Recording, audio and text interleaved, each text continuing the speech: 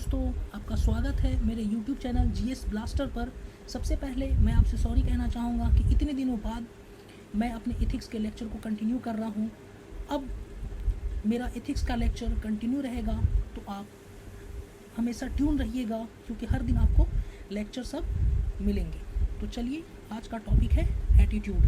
तो एटीट्यूड का मतलब होता है किसी ऑब्जेक्ट के प्रति किसी व्यक्ति का क्या इवैल्यूएशन है, मतलब व्यक्ति उस ऑब्जेक्ट के बारे में क्या सोचता है, उसी को हम एटीट्यूड कहते हैं। फॉर एग्जाम्पल कि जैसे मान लीजिए कोई व्यक्ति किसी मोबाइल फ़ोन देखता है, जैसे मान लीजिए आईफोन को देखता है, तो उसके दिमाग में आईफोन के प्रति क्या विचार आते हैं।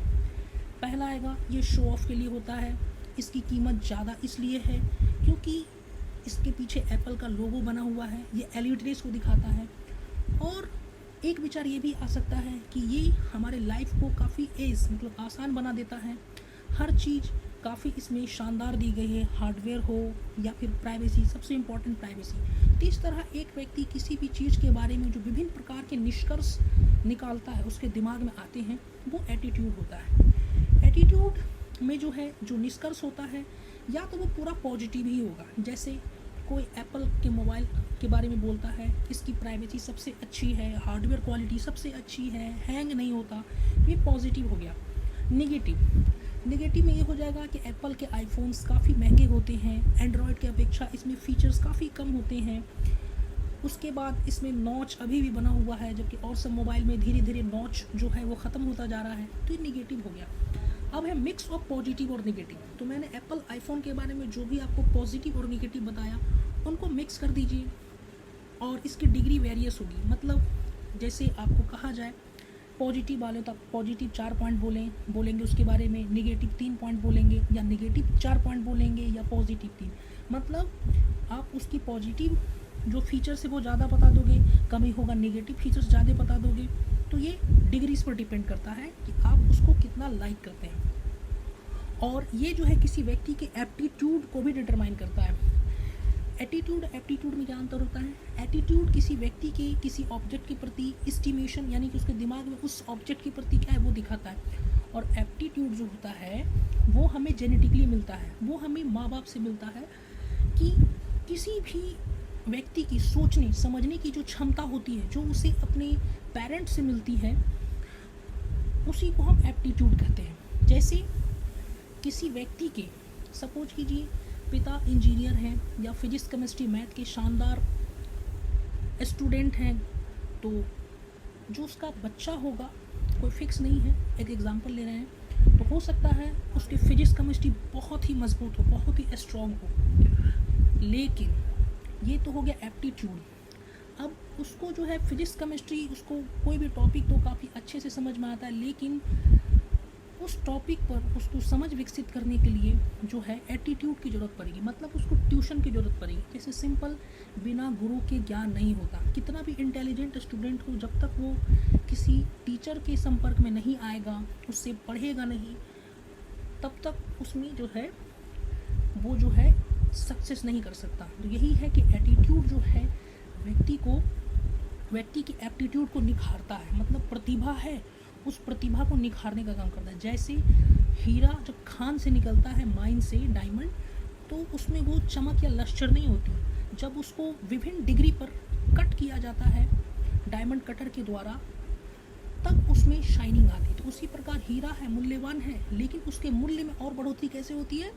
जब उसको डायमंड कटर विभिन्न एंगल्स पर जो है कट करता है, तो उसकी शाइन और लश्चर बढ़ जाती है, तब उसकी कीमत और बढ़ जाती है। तो ये होता है एप्टीट्यूड को। इसी में एक विद्वान है जिग ज़ैगलर। तो जिग ज़ैगलर के अनुसार ये एटीट्यूड है, ना कि एप्टीट्यूड, जो किसी व्यक्ति की ऊंचाई को यानी कि चरम को बताता है। इंग्लिश में it is attitude but not aptitude which determines one's attitude.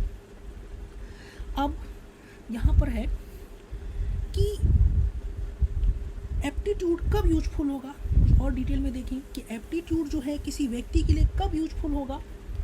तो इसके लिए 2 कंडीशन है, मतलब किसी व्यक्ति के अंदर जो प्रतिभा है वो कब उसके काम आएगी।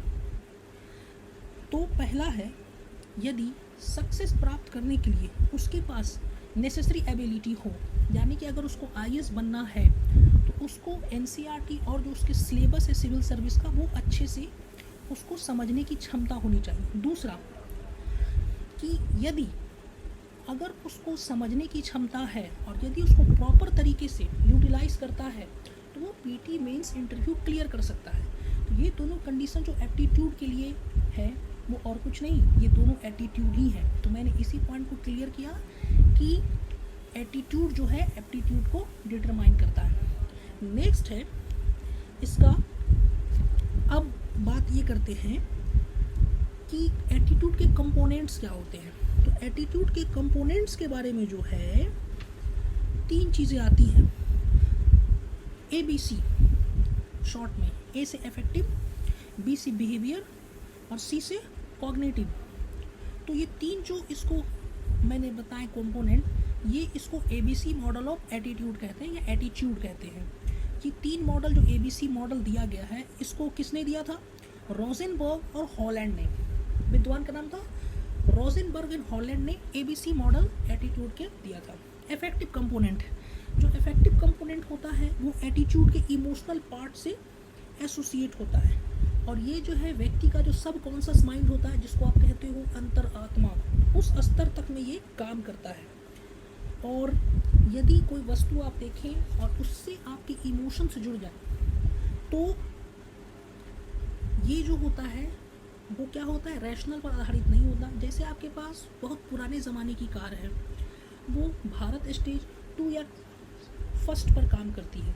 अभी सरकार भारत स्टेज 4 चल रहा है वर्तमान में, भारत स्टेज 6 को लागू करने पे है, तो वो कार अब नहीं चलेगी रोड पर, फिर भी वो आपके पुरखों की कार है, अपने दादे परदादा की कार है, इसीलिए आप उसको अभी भी अपने पास काफ़ी अच्छे से सहेज कर रखते हो। तो ये क्या है, यहाँ पर रैशनैलिटी नहीं, यहाँ पर आप इमोशन से गाइड हो रहे हो। ये आपके एटीट्यूड के अफेक्टिव पोर्शन को या इमोशनल पार्ट को दिखाता है और इसका रैशनैलिटी से कोई संबंध नहीं। रैशनल है कि आपके पास भारत स्टेज 6 या 4 की कार होनी चाहिए, लेकिन आप फिर भी भारत स्टेज 2 की कार को रख रहे हो, उसकी रिपेयरिंग करा रहे हो, मरम्मत करा रहे हो, अच्छे से सहेज कर रख रहे हो। तो ये क्या है, इफेक्टिव कंपोनेंट है। इसका एग्जाम्पल और है कि एक व्यक्ति किसी भिखारी को देखता है तो वो जो है काफ़ी मतलब दुखी महसूस करता है उसकी परिस्थिति को देखकर, भिखारी की परिस्थिति को।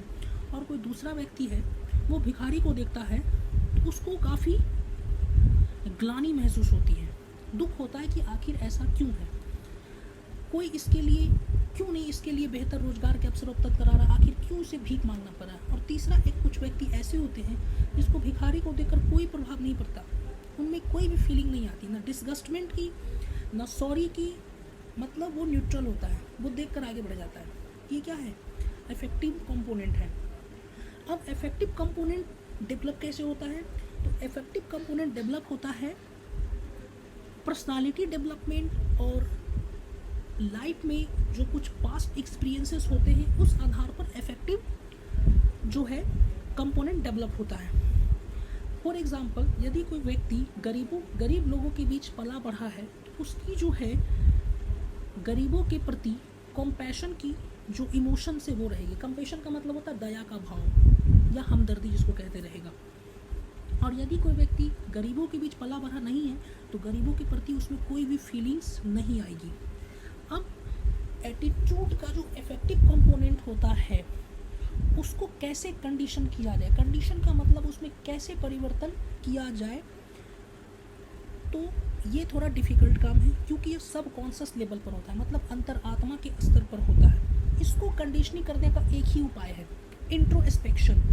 इंट्रोस्पेक्शन का मतलब होता है कि जैसे कोई मुद्दा आपके सामने, कोई बात है, आप खुद में उसका मंथन कर रहे हो, उसके पॉजिटिव नेगेटिव प्रोस कॉन्स, क्या इफ़ेक्ट होगा, क्या पॉजिटिव इफ़ेक्ट होगा, क्या नेगेटिव इफ़ेक्ट होगा, मैंने ऐसा क्यों किया, इस तरह की बातों को हम इंट्रोस्पेक्शन करते हैं, मतलब खुद से आत्ममंथन जिसका हिंदी होता है, ये होता है। तो जब किसी फॉर एग्जांपल है, जब कोई व्यक्ति कोई नेगेटिव इमोशंस से उसका सामना होता है किसी टारगेट ऑब्जेक्ट के प्रति, मतलब किसी वस्तु व्यक्ति के प्रति, तो उसे क्या करना होगा, एक जगह स्थिर से बैठकर वो सारी सिचुएशन जिस कारण नेगेटिव इमोशन किसी ऑब्जेक्ट के प्रति आई उसको एनालाइज करना चाहिए, अपने अपनी गलतियों को रियलाइज़ करना चाहिए और भविष्य में ऐसी गलतियां दोबारा ना हो, इस संदर्भ में जो है सावधानी बरतने का प्रयास करना चाहिए।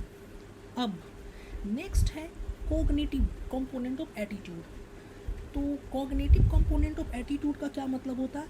ये जो है नॉलेज, थॉट और इन्फॉर्मेशन के स्तर पर काम करता है। अगर हम सिंपल में कहें तो ये जो है थॉट और इंटरप्रिटेशन का डेलिब्रेट प्रोडक्ट होता है। मतलब किसी चीज़ के बारे में सोचना और उसके बाद उसका इंटरप्रिटेशन करना, मतलब उसके बारे में व्याख्या करना कि क्या ये सही है, क्या ये गलत है, क्यों गलत है, क्यों सही है, अगर सही है तो इसके परिणाम क्या होंगे, अगर गलत है तो इसके परिणाम क्या होंगे, ये होता है इंटरप्रिटेशन। अब इसमें जो है कुछ एलिमेंट्स होते हैं, कुछ इसके मुख्य तत्व होते हैं कॉग्निटिव कंपोनेंट ऑफ एटीट्यूड के, वो देखिए। सबसे पहला होता है नॉलेज अबाउट टारगेट ऑब्जेक्ट। जिसके बारे में आप सोच रहे हैं उसके बारे में आपके पास जानकारी होनी चाहिए। फिर है जिस ऑब्जेक्ट, जो टारगेट ऑब्जेक्ट है उसके बारे में दूसरों की क्या राय है, दूसरे व्यक्ति की क्या राय है, उसके बारे में जानकारी होना। तीसरी बात है कि उस ऑब्जेक्ट जिसके बारे में आप सोच रहे हो उसके बारे में सभी सामाजिक वर्ग का क्या ओपिनियन है। फिर पांचवा है कि उस ऑब्जेक्ट के प्रति जो भी एटीट्यूड है, जो भी एटीट्यूड चाहे वो पॉजिटिव हो नेगेटिव हो, उससे समाज को क्या एक्सपेक्टेशन है, मतलब उस समाज को उससे क्या लाभ होगा, क्या हानि होगा, इन सब चीज़ों के बारे में अवेयरनेस होना। जैसे एग्जाम्पल ये है कि मान लीजिए कोई एसडीएम है जो कि 2 रिलीजियस कम्युनिटी के लीडर्स के साथ बैठक करता है ताकि कम्युनल क्लैश यानी कि जो सांप्रदायिक झगड़े होते हैं उसको दूर किया जा सके। तो इस केस में क्या होगा, तो एसडीएम का जो कॉग्निटिव कंपोनेंट होगा एटीट्यूड का, किसके प्रति, रिलीजियस कम्युनिटी के प्रति, उसके तहत क्या क्या बातें होंगी। तो सबसे पहला कि उसकी कॉग्निटिव कंपोनेंट ऑफ एटीट्यूड में एसडीएम के ये होगा कि जो 2 रिलीजियस कम्युनिटी है उसके पास्ट बिहेवियर के बारे में जानकारी प्राप्त करना। दूसरा है कि इस तरह के कम्युनल क्लैशेस 2 रिलीजियस कम्युनिटी के बीच पहले देश के किसी अन्य भाग में हुए हैं। तीसरा कि जो रिलीजियस कम्युनिटी है और उनके नेता लीडर्स हैं उसके प्रति स्टीरियोटाइप का मतलब होता है जनरलाइजेशन का मतलब ये है, जैसे जनरलाइजेशन है कि जो अमीर बाप के बच्चे होते हैं वो पढ़ते लिखते नहीं हैं, वो हमेशा अय्याशी में व्यस्त रहते हैं। तो ये स्टीरियोटाइप है। ऐसा नहीं है, अमीर लोगों के बच्चे भी पढ़ते हैं, अच्छी नौकरी करते हैं, तो ये एक स्टीरियोटाइप है। उसके बाद उस एसडीएम का खुद का पास्ट एक्सपीरियंस रिलीजियस लीडर से डील करने, मतलब इससे पहले यदि उसने किसी रिलीजियस लीडर से डील किया है तो उस समय उसको क्या एक्सपीरियंस हुआ उनसे डील करने के दौरान, ये बातें। तो ये सारे फैक्टर्स जो हैं एसडीएम के एटीट्यूड के कॉग्निटिव कंपोनेंट को कलेक्टिवली डिटरमाइन करेंगे। नेक्स्ट है बिहेवियरल कंपोनेंट ऑफ एटीट्यूड। तो ये जो तीसरा कंपोनेंट है टारगेट ऑब्जेक्ट के प्रति, ये इफेक्टिव कंपोनेंट और कॉग्निटिव कंपोनेंट, जब ये दोनों मिलकर किसी पर्सन को किसी पर्टिकुलर ऑब्जेक्ट के प्रति पर्टिकुलर टाइप से बिहेव करने के लिए प्रेरित करते हैं। मतलब इफेक्टिव और कॉग्निटिव जो फैक्टर होता है, यदि व्यक्ति के दिमाग में ये दोनों एक साथ वर्क करते हैं तब जो है ये बिहेवियर कंपोनेंट जनरेट होता है। अब बिहेवियर जो है रिजल्ट हो सकता है या तो सिर्फ इफेक्टिव कंपोनेंट का या सिर्फ कॉग्निटिव कंपोनेंट का या दोनों का मिक्स, इफेक्टिव प्लस कॉग्निटिव। तो सबसे पहले देखते हैं इफेक्टिव कंपोनेंट का कैसे रिजल्ट होगा। सबसे पहला इसका एग्जांपल है, यदि कोई गांव का व्यक्ति बड़े शहर में आता है, ऊंची ऊंची बिल्डिंग देखता है तो उसकी उत्साह की भावना चली आती है, उत्साह का भावना आता है और अपने फैमिली को भी वो गांव में ये कहता है कि मैंने ऊंची ऊंची बिल्डिंग देखी, वो सबसे शानदार है, उससे बेहतर कुछ हो नहीं सकता। तो यहाँ पर जिस व्यक्ति ने दिल्ली में ऊंची ऊंची बिल्डिंग देखा या किसी शहर में, तो ये इफेक्टिव कंपोनेंट हो गया और गांव में जो है उसकी तारीफ़ की और अपने परिवार वालों को बताया कि देखो ये काफ़ी अच्छी है, वहाँ बड़े बड़े बिल्डिंग हैं, वहाँ बड़े बड़े लोग, इस प्रकार की प्रशंसा की। तो ये क्या हो गया, बिहेवियर। नेक्स्ट होता है कॉग्निटिव कंपोनेंट, जो सिर्फ कॉग्निटिव कंपोनेंट से प्रभावित बिहेवियर हो वो। तो यदि कोई व्यक्ति सिंगापुर की यात्रा पर जाता है फर्स्ट टाइम, और सिंगापुर की यात्रा पर जाने से पहले उसने सिंगापुर की साफ़ सफाई के बारे में बहुत अच्छे से जानकारी प्राप्त की है, तो वहाँ पर वो एक्स्ट्रा केयरफुल हो जाएगा और प्रयास करेगा कि गंदगी न फैलाए। तो इस प्रकार जब उसने सिंगापुर की स्वच्छता के बारे में पढ़ा तो उसने उसके इफेक्टिव कॉग्निटिव कंपोनेंट को प्रभावित किया, और जब वहाँ पर वो साफ़ सफाई का ज़्यादा ध्यान दे रहा है सिंगापुर पहुँचने के बाद, तो वो उसके बिहेवियर को दिखाता है। तो यहाँ पर कॉग्निटिव कंपोनेंट ने, सिर्फ कॉग्निटिव कंपोनेंट ने उसके बिहेवियर को प्रभावित कर दिया। नेक्स्ट है कॉग्निटिव और अफेक्टिव, दोनों कंपोनेंट जब एक साथ वर्क करें तब बिहेवियर पर क्या प्रभाव पड़ता है।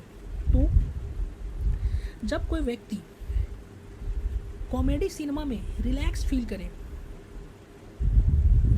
करता है, क्यों फील करता है, यदि उसने न्यूज़पेपर में, जैसे फिर हेरा फेरी मूवी कॉमेडी मूवी है, यदि मूवी जाने से पहले उसने फिर हेरा फेरी का जो न्यूज़पेपर वगैरह में रिव्यू आता है उसको पढ़ा होगा, तो सिनेमा हॉल में जाएगा तो वो रिलैक्स फील करेगा, उसमें उस तरह की कोई चीज़ें मतलब उत्सुकता नहीं होगी। और उसके बाद उस मूवी को देखने के बाद जब वो सिनेमा हॉल से बाहर निकलेगा और लोगों को, अपने दोस्तों को उसके बारे में बताएगा, तो वो उसके बिहेवियर प्रभाव डालेगा, मतलब तो वो उसके बिहेवियर कंपोनेंट पर प्रभावित करेगा। मतलब सिंपल भाषा में, जैसे आपने किसी मूवी के बारे में पढ़ा, किसी सिचुएशन के बारे में पढ़ा और फिर सिचुएशन में गए तो आप नॉर्मल हो जाएगा। जैसे अगर आपको लवासना जाना है, लवासना में क्या होता है, सिविल सर्विस पास करने के बाद मसूरी जाने से पहले लवासना में यदि आपने जान लिया कि वहाँ ये चीज़ें होती हैं, तब आप वहाँ जाओगे तो बिल्कुल रिलैक्स फील करोगे। फिर वहाँ से जब अपनी छुट्टियों वगैरह में घर आओगे तो अपने एक्सपीरियंस को साझा करोगे तो अच्छे से साझा कर पाओगे। तो होगा क्या, यहाँ पर जो है आपके बिहेवियर में चेंज आएगा।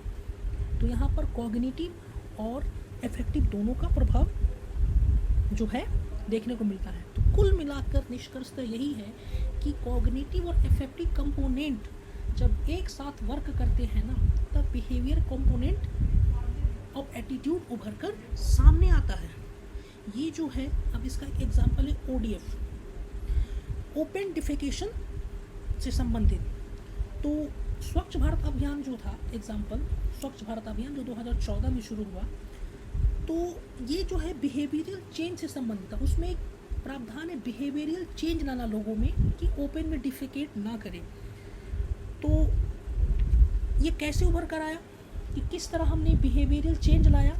तो पहले क्या किया हमने, ये किया कि पहले ओपन डिफेकेशन के बारे में जो है उसका बाइकआउट, जैसे कोई भी ओपन डिफेकेशन करने जाता था तो उसका सोशल बाइकआउट करते थे, उसके बारे में बातें बनाते थे लोग। इस तरह का माहौल बना दिया कि लोग जो है उसका विरोध करें, उसका बाइकआउट करें। और दूसरा क्या किया कि हमने क्या किया कि ज़्यादा से ज़्यादा टॉयलेट बनवाए, लोगों को उसके क्या सही गलत क्या है, बीमारियां होती हैं, स्वच्छता को बढ़ावा मिलेगा, इस तरीक़ा की रैशनल वाली बातें बताई। तो इससे क्या हुआ कि ODF को जो है हम कम करने में सफल हो गए। अब फंक्शन ऑफ एटीट्यूड की बात करते हैं। तो सबसे पहले फंक्शन जानिए। सिर्फ फंक्शन का मतलब क्या होता है, बेनिफिशियल। यदि सिर्फ कोई आपसे पूछे कि फंक्शन का मतलब क्या होता है, तो फंक्शन का मतलब बेनिफिशियल पर्पस, मतलब उद्देश्य जो है वो लाभ प्रदान करने वाला होना चाहिए। उसी में अगर पूछ लिया जाए फंक्शन ऑफ एटीट्यूड, तो फंक्शन ऑफ एटीट्यूड का मतलब होता है कि एटीट्यूड के द्वारा लाभ प्रदान करने वाले उद्देश्यों की पूर्ति ही फंक्शन ऑफ एटीट्यूड है। तो इसके सबसे पहला जो फंक्शन है वो है एडेप्टेशन। एडेप्टेशन का मतलब होता है एडजस्टमेंट, मतलब अपने एटीट्यूड को आप जिस सिचुएशन में हो, मतलब आपके आसपास का जो इन्वायरमेंट है उस हिसाब से एडजस्ट करना ही एडेप्टेशन कहलाता है। और ये फंक्शन ऑफ एटीट्यूड में से एक है। जैसे कोई एग्जांपल है कि ODF फ्री इंडिया, मतलब ओपन डिफेकेशन फ्री इंडिया बनाने के लिए हमें सबसे पहले एक ऐसा वातावरण बनाना पड़ेगा जहां ओपन डिफेकेशन को जो है सोशल डिसअप्रूवल के रूप में देखा जाए उसके बाद जो लोग ओपन डिफेकेशन करते हैं वो जो है क्या करें, उनका बॉयकॉट किया जाए, और जो आउटसाइड इन्वायरमेंट है यानी कि अन्य लोग उसका विरोध करें कि आप ओपन डिफेकेशन ना करें और उनको ओपन डिफेकेशन करने से रोकें। इससे क्या होगा कि वो जो लोग ओपन डिफेकेशन करते हैं उनको अपना एटीट्यूड चेंज करना पड़ेगा। इसका एक एग्जांपल और है, यदि कोई सिविल सर्वेंट है वो सोशलिस्ट है, सोशलिस्ट यानी कि सोशलिज्म की विचारधारा में विश्वास करता है, अगर उसकी पोस्टिंग ऐसे क्षेत्र में हो गई जहाँ पर कैपिटलिज्म की वैल्यू हावी है, मतलब वहाँ कैपिटलिज्म को ज़्यादा प्रमोट किया जाता है, तब उसको उस क्षेत्र में जो कैपिटलिज्म की विचारधारा है उसके अनुसार अपने आप को एडजस्ट करना होगा, नहीं तो इससे प्रॉब्लम आ जाएगी। नेक्स्ट है नॉलेज। नॉलेज का मतलब क्या होता है कि फैक्ट, ऐसे फैक्ट जिसके बारे में हमें समझ हो और उसका हम इंटरप्रिटेशन कर सकें। और सिविल सर्विस में एक इम्पॉर्टेंट पॉइंट यही है कि यहाँ पर हमें नॉलेज की आवश्यकता होती है, फैक्ट की आवश्यकता नहीं होती। नॉलेज का मतलब है ऐसे फैक्ट जिसके बारे में आप समझ भी सको और इंटरप्रेट भी कर सको। जैसे मॉनसून है, तो मॉनसून के बारे में फैक्ट क्या होगा, मॉनसून जो है हिप्पालस ने खोजा था। फिर मॉनसून जो है भारत में जून से सितंबर के बीच साउथ वेस्ट मॉनसून से बारिश होती है। लेकिन ये साउथ वेस्ट मॉनसून से बारिश क्यों होती है, कैसे होती है, ऐसी कंडीशन क्यों उत्पन्न होती है कि जो ट्रेड विंड्स हैं वो भारत की ओर आ जाती है, पश्चिमी घाट को हिट करती हैं और बारिश होती है। तो ये समझ है, और इस समझ के बाद इसको जब आप व्याख्या करोगे कि ऐसी क्या सिचुएशन एटमॉस्फेयर में होती है कि ऐसा सिचुएशन क्रिएट होता है, तो वो इंटरप्रिटेशन हो गया। इसका एग्जांपल है कि मान लीजिए गवर्नमेंट जो है, जो कॉरपोरेट, अभी हाल ही में कॉरपोरेट सेक्टर के लिए टैक्स कट किया गया, कॉरपोरेट टैक्स में कट किया गया, तो जो व्यक्ति सोशलिस्ट होगा, समाजवादी होगा, वो ये सोचेगा कि भारत सरकार या सरकार जो है गरीब विरोधी है, गरीबों का विरोध कर रही है और अमीरों के फेवर में काम कर रही है। लेकिन जो कैपिटलिज्म पूंजीवाद पर विश्वास करेगा वो ये कहेगा कि सरकार टैक्स कट करके जो है जीडीपी को बढ़ाना चाहती है, और जब जीडीपी बढ़ेगी तो आर्थिक विकास का जो लाभ है वो गरीबों को भी मिलेगा। उसके बाद एक एग्जांपल, अपराइजिंग ऑफ 1857 रिवोल्ट, मतलब 1857 का विद्रोह एक फैक्ट है। तो ब्रिटिश इतिहासकार इसको देखते हैं कि आर्मी का विद्रोह, मतलब सशस्त्र सैन्य विद्रोह देखते हैं, लेकिन इंडियन जैसे वीर सावरकर साहब इसको भारतीय स्वतंत्रता का पहला युद्ध देखते हैं।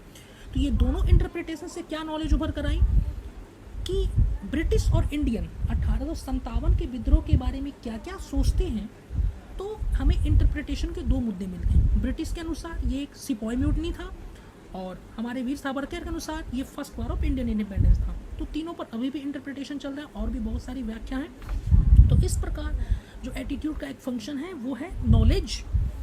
एटीट्यूड का नेक्स्ट फंक्शन है वैल्यू एक्सप्रेशन। वैल्यू का मतलब क्या होता है, इंडिविजुअल के द्वारा क्या प्रेफर किया जाता है वो वैल्यू कहलाता है। एटीट्यूड जो है वो माध्यम होता है जिसके माध्यम से व्यक्ति अपने वैल्यूज़ को एक्सप्रेस करता है, मतलब दिखाता है। तो वैल्यूज़ का एक्सप्रेशन जो है दो पर्पस सर्व करता है। पहला है वैल्यू को रीइंफोर्समेंट करना, मतलब वैल्यू को कहते हैं ना लादना, थोपना, और दूसरा होता है वैल्यूज में सुधार करना, रिफाइनमेंट करना। जैसे एग्जाम्पल ये है कि जो ब्रिटिश साम्राज्य के अधीन दादा भाई नौरोजी जैसे नेताओं ने स्वतंत्रता के वैल्यू को प्रोफेस किया, मतलब उसको प्रचार प्रसारित किया, लेकिन ब्रिटिश के प्रति उनकी जो विचारधारा थी, इंटरप्रिटेशन था ब्रिटिश के प्रति, वो अलग अलग था। दादा भाई नौरोजी का मानना था कि ब्रिटिश अच्छे हैं, लेकिन भारत में जिस तरीके से वो शासन कर रहे हैं वो शासन का तरीका गलत है। और इसी से संबंधित पुस्तक है un British rule in India, जिसमें उन्होंने ये बात बताई है। और दूसरा है बोस का ये मानना था ब्रिटिश अच्छे नहीं है और वो भारत का शोषण कर रहे हैं। तो दो इंटरप्रिटेशन हुई। नौरोजी के अनुसार ब्रिटिश अच्छे हैं लेकिन भारत में उनका शासन अच्छा नहीं है, तो इसमें सुधार के लिए उन्होंने मॉडरेट फेज पढ़ा होगा, उदारवादी, पेटिशन की नीति अपनाई। तो सुभाष चंद्र बोस ने, जो कि ब्रिटिश को हमेशा से बुरा मानते थे, उनके खिलाफ उन्होंने रेवोल्यूशनरी मोड अपनाया। नेक्स्ट फंक्शन है एटीट्यूड का ईगो डिफेंसिव या ईगो डिफेंस। ईगो डिफेंसिव का मतलब होता है कोई जब अपने आप को साइकोलॉजिकली, यानी कि अपने मानसिक स्थिति, मन में जो चल रहा है, अगर वो गलत भी है तो उसको प्रोटेक्ट करना, उसको डिफेंड करना ही ईगो डिफेंस है। तो स्टैंडर्ड लैंग्वेज में कहें, ego defence is to protect oneself, not physically but psychologically. मानसिक स्तर पे अपना बचाव करना ही ईगो डिफेंस है। प्रत्येक इंडिविजुअल जो है साइकोलॉजिकल सेल्फ होता है, और उसके जो साइकोलॉजिकल सेल्फ है, इसमें ओपिनियन, परसेप्शन और कॉन्सेप्शन होता है। उसकी क्या मान्यताएं हैं, किसी के प्रति क्या उसके विचार हैं, क्या वो ओपिनियन रखता है, वो सारी चीज़ें सेल्फ में आती है। फॉर एग्ज़ाम्पल इसमें है, यदि कोई सुपर स्पोर्ट स्टार है, बहुत अच्छा खिलाड़ी है, यदि वो हार जाता है, तब उसके मन में जो है अनेक तरह की विचारधाराएं, यानी कि कॉन्सेप्शन, परसेप्शंस और ओपिनियन आते हैं। ये कुछ नहीं, ये ईगो आता है। और ये ईगो जो है हारने के कारण, इतना बेहतरीन खिलाड़ी होने के बावजूद हर्ट हो जाता है। तब वो अपने ईगो को डिफेंड करने के लिए जो है क्या करता है, सोचता है। जैसे कि जो जीतने वाली पार्टी है, ज़रूर उसने कुछ गड़बड़ी की है, या जीतने वाली पार्टी ने ड्रग्स का सेवन किया है, या एम्पायर ने गलत डिसीजन दे दिया है। इस तरीके से अनेक सारी विचार उसके दिमाग में आते हैं ईगो हर्ट होने के बाद।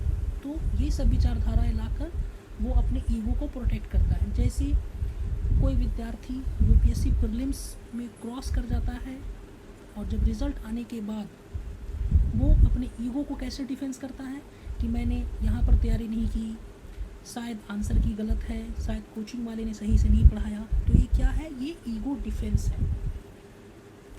उसके बाद कभी कभी बहुत एक्सट्रीम सिचुएशन में ईगो हर्ट होने के कारण व्यक्ति जो है इसेंट्रिक भी हो जाता है, मतलब उसका दिमागी संतुलन बिगड़ जाता है। नेक्स्ट फंक्शन है ह्यूरिस्टिक्स। ह्यूरिस्टिक्स का मतलब होता है किसी भी समस्या को इमीडिएटली शॉर्टकट तरीके से सॉल्व कर लेना। जैसे maths, for example profit loss की क्वेश्चंस हैं, उसको हम ट्रिक्स के माध्यम से सॉल्व करें तो जल्दी आसानी से हो जाते हैं। वहीं लॉग मेथड से सॉल्व करें, फॉर्मूले से सॉल्व करें तो वो ज़्यादा लंबा चला जाता है। तो ये क्या, ह्यूरिस्टिक्स। और इसका इस्तेमाल तब अच्छा या बेहतर होता है, तब ये लाभदायक होता है जब हमारे पास कोई विकल्प ना हो, हमारे सामने मौजूद सारे ऑप्शंस को स्कैन करने का। मतलब हमारे पास ढेर सारे ऑप्शंस हों, लेकिन हमारे पास उतना समय ना हो उन सारे ऑप्शंस को हम परखें और उसके बाद जो सबसे बेस्ट ऑप्शन है वो टिक करें। जैसे प्रीलिम्स के एग्ज़ाम में क्या होता है कि सारे ऑप्शंस, जिस क्वेश्चन के, मान लीजिए कोई क्वेश्चन है, उसके सारे ऑप्शंस के बारे में हमें पता है, लेकिन टाइम कम होने के कारण हम जो है उसमें से ऑप्शन को चुन नहीं पाते, बेस्ट ऑप्शन। जैसे कभी कभी क्वेश्चंस में कुछ ऐसे होते हैं कि सारे ऑप्शन सही लगते हैं, उनमें से बेस्ट ऑप्शन चुनना होता है, लेकिन टाइम कम होने के कारण हम चुन नहीं पाते, और क्या होता है कि वो क्वेश्चन हमारे गलत हो जाते हैं। तो ये क्या हो गया, यहाँ पर ह्यूरिस्टिक्स का इस्तेमाल करते हैं। उस समय जो हमें उचित लगता है, जो दिमाग में तत्काल हिट करता है, वो आंसर हम लगा देते हैं, और अधिकांश देखा गया है कि वो सही भी हो जाता है।